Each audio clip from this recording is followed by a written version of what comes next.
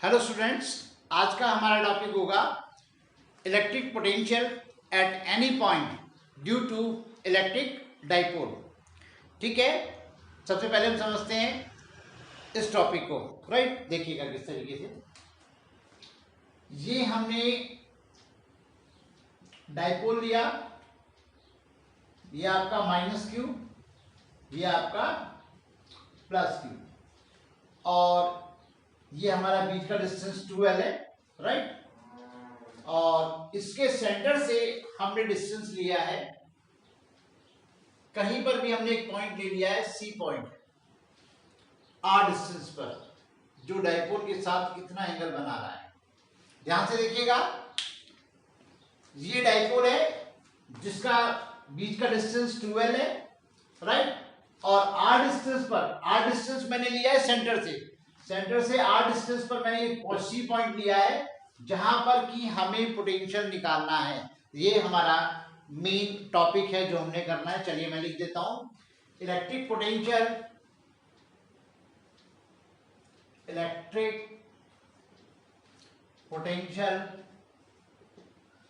Eight any point due to electric dipole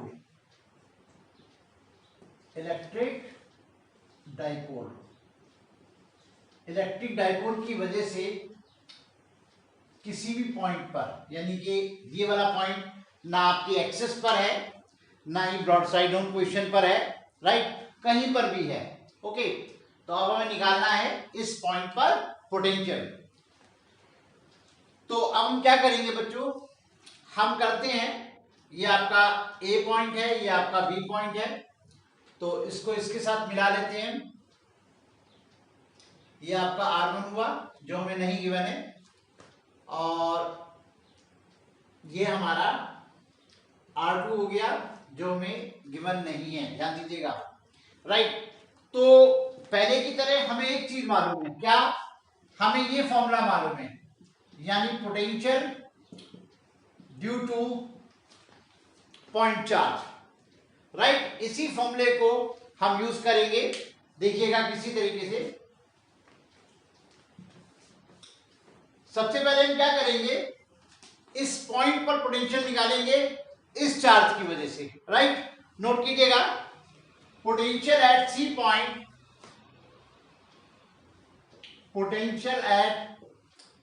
point, due to charge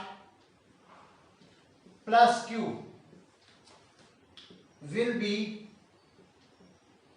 ये आपका हो जाएगा V1 equal to 1/4 pi epsilon naught Q upon R1। ध्यान दीजिएगा बेटा, एकदम क्लियर है पॉइंट। इस चार्ज की वजह से इस पॉइंट पर पोटेंशियल, और अब हम निकालेंगे इस चार्ज की वजह से इस पॉइंट पर पोटेंशियल।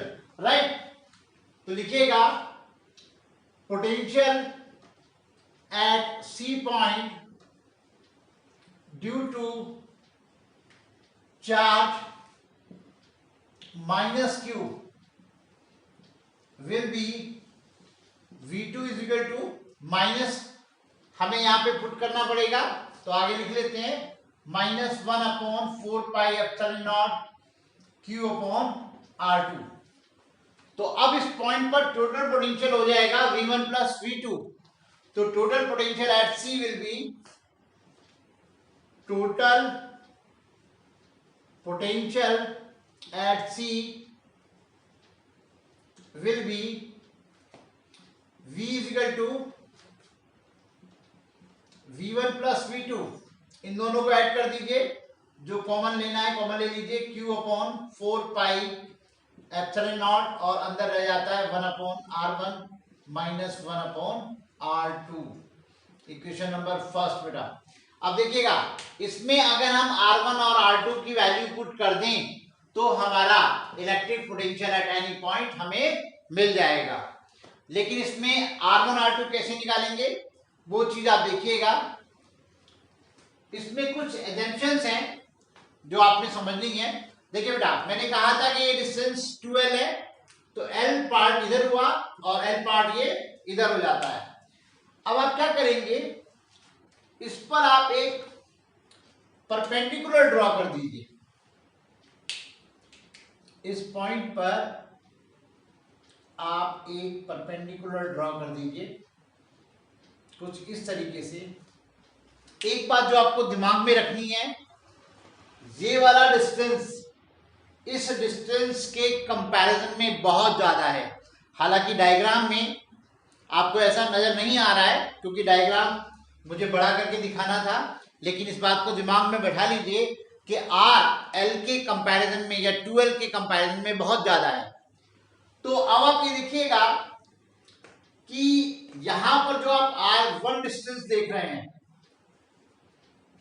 ये R1 डिस्टेंस है आपका AC, राइट, ABC, और इसको मैं D मान लेता हूं बेटा, और अप्रोक्सीमेट ये इक्वल आपके हो जाएगा DC के, राइट, अप्रोक्सीमेट, ठीक है ना, क्योंकि इस बात को आपने ध्यान रखना है कि R की वैल्यू बहुत ज्यादा है। ओके, और ये आपका E पॉइंट में मान लेता हूं, तो DC को मैं लिख सकता हूं R माइनस ED, राइट। तो यहां पर ये R माइनस ED आ गया। अब ED को आप ध्यान से देखिएगा, अगर मैं बात करता हूं ट्रायंगल ADE, ट्रायंगल ADE की मैं बात करता हूं, तो आप ध्यान से देखेंगे ट्रायंगल ADE में cos थीटा बेटा आपको मिलेगा बेस अपॉन हाइपोट, यानी कि ED upon AE, right, this upon this, और यहां से मुझे ED की वैल्यू मिल गई L cos थीटा, ये मुझे ED की वैल्यू मिल गई और मैं यहां पुट कर देता हूं, तो मेरे पास बेटा R1 आ जाता है, R1 मेरे पास आ गया R minus L cos theta. ध्यान दीजिएगा, बड़ी इंपॉर्टेंट बात है कि R1 मेरे पास आ गया R minus L cos theta, right. अब देखिए इसी तरीके से मुझे R2 निकालना है। R2 में कैसे निकालूंगा, इसमें मैं क्या करता हूं, इसको मैं आपका ऐसे पीछे तक ले जाता हूं बेटा, राइट, और एक परपेंडिकुलर मैंने यहां ड्रॉ कर दिया, ये 90 डिग्री एंगल हो गया और मैंने इसका नाम दिया F पॉइंट बेटा, ठीक है। अब यहां आप समझिएगा कि जो मेरा R2 डिस्टेंस है, यानी कि मैं बात कर रहा हूं BC की, तो जो मेरा R2 डिस्टेंस है वो है आपका BC, और ये BC अप्रोक्सीमेट बराबर हो गया FC के, और FC का मतलब मेरे पास हो गया EC प्लस EF, और EC का मतलब है R, और अब मुझे निकालना होगा EF की वैल्यू बेटा। EF की वैल्यू देखिएगा कैसे मैं निकालूंगा, ये एंगल है थीटा, और एक बार फिर मैं यूज करूंगा cos theta is equal to this, sorry, this upon this. तो यहां से आप देख सकते हो, यहां से EF की वैल्यू आपको मिल रही है L cos थीटा। जरा ध्यान दीजिएगा, इस चीज को ध्यान से देखिए, एक बार मैं यहां निकाल के दिखा देता हूं आपको। यहां पे cos theta is equal to जो है वो आपका हुआ EF अपॉन दिस L, तो यहां पे EF इज इक्वल टू आ गया L cos थीटा, जो मैंने यहां यूज किया है। तो देखिएगा मेरे पास R1 की वैल्यू भी आ गई और मेरे पास R2 की वैल्यू भी आ गई, right. Put values of R1 and R2 in equation number first. Note कीजिएगा इस बात को, put values of R1 and R2 in equation number first. तो देखिएगा ये मैं वैल्यू पुट करने जा रहा हूं, Q upon 4 pi epsilon not 1 upon R minus L cos theta minus 1/r+l cos theta, और इसको मैं अब सॉल्व करूंगा अंदर ही अंदर, तो ये हो जाएगा q/4πε0, और ये आपका बन जाता है r+l cos theta minus r+l cos theta. एक एक स्टेप को ध्यान से देखिएगा, और ये a minus b a plus b वाले फॉर्मूला यहाँ यूज हो जाएगा, तो r minus l square cos square theta. This one देखिए बेटा, r से r खत्म हो गया, ऊपर बचा 2l cos थीटा, तो ये बचा हमारे पास v equal to q/4πε0 into 2l, और ये रहा मेरे साथ cos थीटा बेटा, और नीचे रहा r square minus l square cos square theta, और q इंटू 2l सबको याद आ गया होगा, q इंटू 2l होता है p, तो ये हुआ 1/4πε0 p cos theta upon r square minus l square cos square theta, right.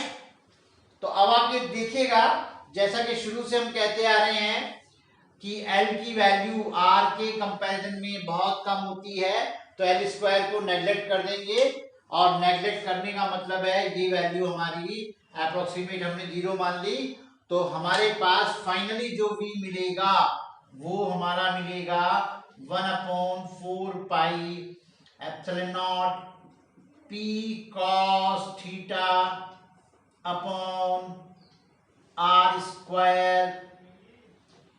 This one बेटा, ये फॉर्मूला हमें मिल गया, मैं इसको थोड़ा सा ठीक करके दोबारा लिख देता हूं, ये हमारा हुआ बेटा p cos थीटा। दिस वन बेटा, this is potential at C point, this is potential at C point, right. तो एक बार समझ लीजिए कि ये हमारा डाइपोल था, और डाइपोल के सेंटर से r डिस्टेंस पर हमने सी पॉइंट लिया था, और इस सी पॉइंट का इतना पोटेंशियल आपका आ गया बेटा। अब इसमें कुछ चीज मैं आपको क्लियर करना चाह रहा हूं, वो आप देखेंगे, मैं मेरे को जगह चाहिए तो मैं यहां से रिमूव कर देता हूं बेटा, ये देखिएगा।